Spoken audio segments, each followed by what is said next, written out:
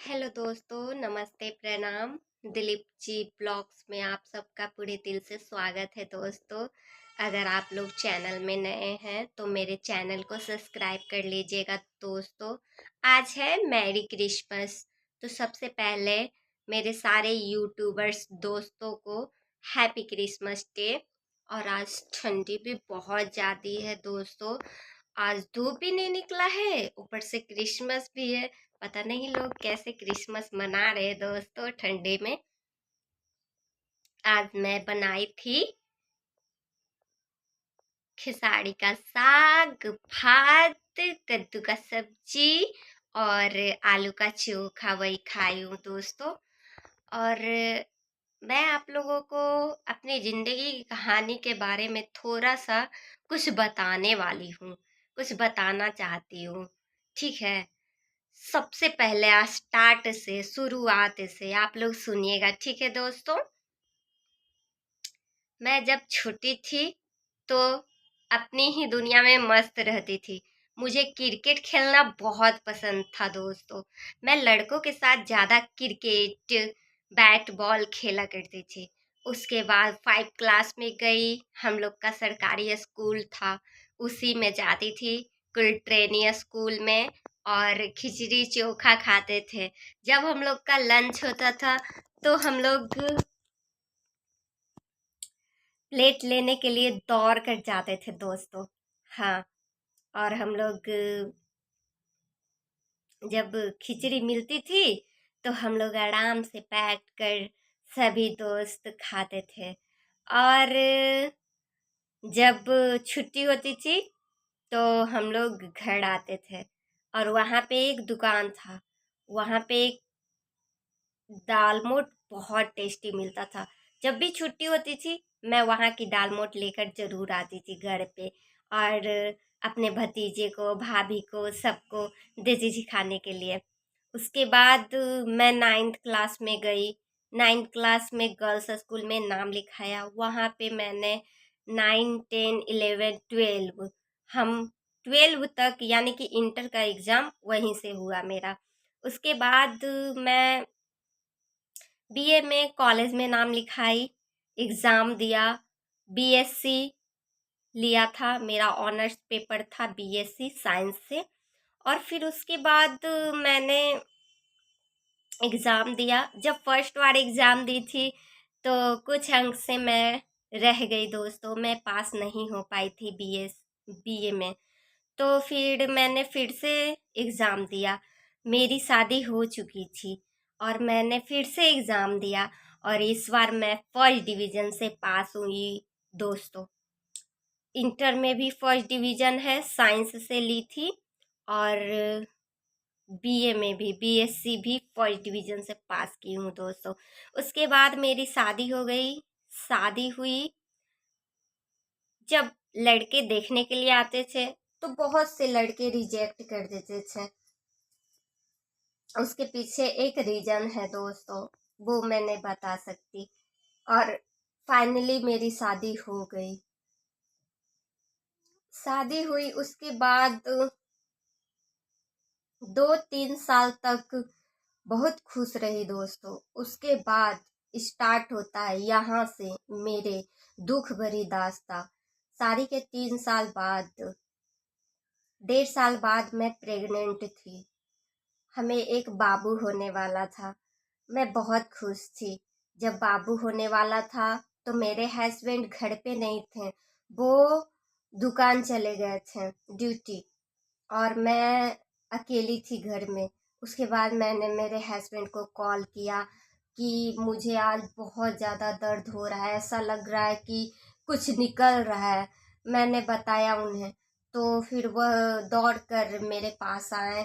फिर मैंने, वो मेरे हस्बैंड जी मेरी दीदी को फ़ोन किया तो दीदी बोली उनको लेकर आ जाइए, हमको लेकर आइए। तो मेरे हस्बैंड फिर वहाँ से लेकर गए। और जैसे ही गए दीदी के यहाँ, दीदी बहुत प्यार से अपने घर में बैठाई। उसके बाद मैं खाना भी नहीं बना पाई थी दोस्तों, क्योंकि बहुत ज़्यादा पेन था, बहुत तकलीफ में थे। तो दीदी हमको फिर अपने हाथों से खिलाई। और मुझे इतना ज़्यादा दर्द हो रहा था ना दोस्तों मैं बता नहीं सकती हूँ। दीदी बोल रही है अभी रुको, अभी नहीं होगा, अभी नहीं होगा। हम उसको मार रहे हैं दोस्तों, मार रहे हैं, दीदी को बहुत मार रहे हैं। तुमको कहने से नहीं होगा, हमको हमको तुम यहीं पे हो जाएगा, सब खराब हो जाएगा।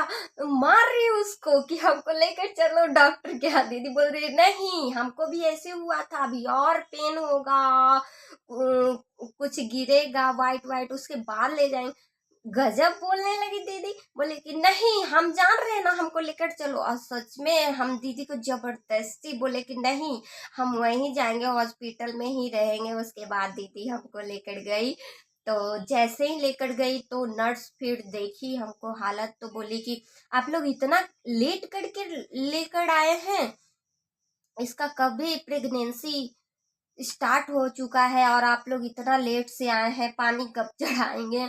और जब मैं गई तो वहाँ पे डॉक्टर भी नहीं थी दोस्तों, नर्स वगैरह जो लोग और भी लोगों की डिलीवरी करते थे वही लोग बोली कि मैं रिक्स लूंगी जी, अभी डॉक्टर नहीं है, मैं इसका बच्चे की डिलीवरी करूंगी।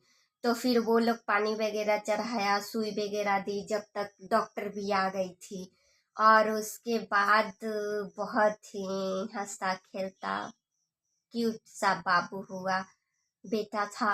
और 2 साल मेरे साथ रहा। और 2 साल के बाद ही वह इस दुनिया को छोड़कर चला गया। उसकी याद बहुत सताती है दोस्तों, लेकिन क्या करूं, जो किस्मत में नहीं है उसको तो हम भुला नहीं सकते, और याद करने से कोई फायदा नहीं। खैर छोड़िए दोस्तों। उसके बाद मैं ससुराल में जब छोटा था तो यहाँ वहाँ लेकर जाती थी, बच्चे को अकेले संभाल नहीं पाती थी। लोगों से बहुत बोला कि कोई तो मेरे बच्चे को पालेगा पोसेगा मदद करेगा, अकेली मैं परेशान हो जाती थी। हमारे यहाँ एक टंकी थी, 4 गो हम लोग फैमिली थे, 4 गोतनी थे, और सभी लोग पानी भरकर रख लिया करते थे। मुझे आदत नहीं थी इन सब चीज़ों को, मैं उतना ध्यान नहीं दे पाई। स्थिति कुछ ऐसा खराब हुआ दोस्तों कि मैं क्या बोलूँ आप लोग को, घर में एक बूंद पानी नहीं था। उसके बाद बहुत ही सिचुएशन ऐसी क्रिएट हो गई कि गर्मी का मौसम था, हमारे बच्चे का शरीर बहुत तप रहा था। हमें लगा गर्मी की वजह से हम लोगों का भी शरीर गर्म रहता है। मुझे कोई अंदाजा नहीं था कि मेरे बाबू का बहुत जोर का फीवर है। मैं नहीं जान पाई, नहीं संभाल पाई। उसके बाद अचानक से उसकी आंखें लाल लाल होने लगी, बहुत ही खराब स्थिति आ गई। उसके बाद इस दुनिया को छोड़कर चला गया। जब तक मेरे पति जैसे ही उसे डॉक्टर के पास लेकर गए,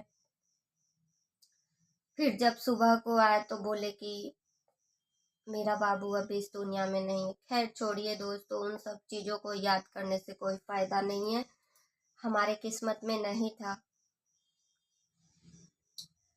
अब चलते हैं उसके बाद की कहानी से। वहां से मेरी माइंड थोड़ा सा हट गया दोस्तों, डिप्रेशन का शिकार हो गया था। मतलब कि अंदर ही अंदर घुटने लगा था, दम घुटता था। अपने लोगों को साथ रहने में मुझे बहुत दिक्कतें होती थी, अपने फैमिली के साथ मुझे रहना पसंद नहीं था। वहां से फिर मैं बहुत बार अपने घर में बेहोश हो हो चुकी थी। हालात स्थिति इतनी खराब हो गई थी, पति पत्नी में इतने झगड़े होते थे कि मुझे वहां पे रहने का मन ही नहीं किया। मैंने सब कुछ छोड़ छाड़ कर यहाँ चली आई दोस्तों, अपने मायके। और जब से मैं यहाँ रह रही हूँ तब से बहुत खुद को डिप्रेशन से निकाला, बहुत कुछ बोला कि ऐसे करना है तो हमको करना। और उसके बाद पहले से बहुत बेटर लाइफ हो चुकी है हमारी। हालांकि हमारी कमाई उतनी नहीं है हस्बैंड जी की, लेकिन पहले से बहुत अच्छा है दोस्तों।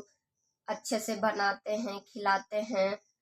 बस भगवान की दुआ से मैं यही बोलना चाहती हूँ कि हमारा जो खुशी छीन गया है, बस वो खुशी हमें मिल जाए वापस, बस मुझे और कुछ नहीं चाहिए। मुझे धन दौलत सोना चांदी इन सब से कभी लगाव हुआ ही नहीं दोस्तों। मुझे पैसे हीरा मोती ये सब अच्छी नहीं लगते, पता है नहीं क्यों। जैसे शिव जी रहते हैं ना एक पर्वत पे बैठे हुए, जस्ट लाइक वैसे ही मैं मुझे भी जीने में अच्छा लगता है। मैं किसी को देख कर जलती वलती नहीं हूँ। मुझे तो साड़ी पहनना अच्छा ही नहीं लगता, तो मैं किसी की साड़ी को देखकर क्यों जलूंगी, किसी की ज्वेलरी को देखकर क्यों जलूंगी। मेरे पास तो खुद का ज्वेलरी था दोस्तों। कारण ये था कि मेरे पति मेरे ज्वेलरी गोल्ड लोन पे रख दे, उसके बाद वो निकाल नहीं पाए और हमारा सारा चला गया।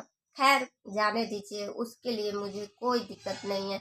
बस मैं यही चाहती हूँ कि जितनी दिन मैं जीऊँ बस हंसी से खुशी से रहूँ। और यहाँ भी रहती हूँ तो मुझे एक डर सा लगता है दोस्तों, क्योंकि हमारा घर नहीं है। हमारा घर रहता तो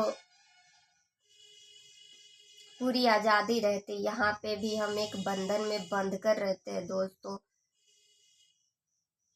पर जो भी हो यहाँ मुझे खुशी मिलती है दोस्तों। मैं यहाँ अच्छे से रह पाती हूँ।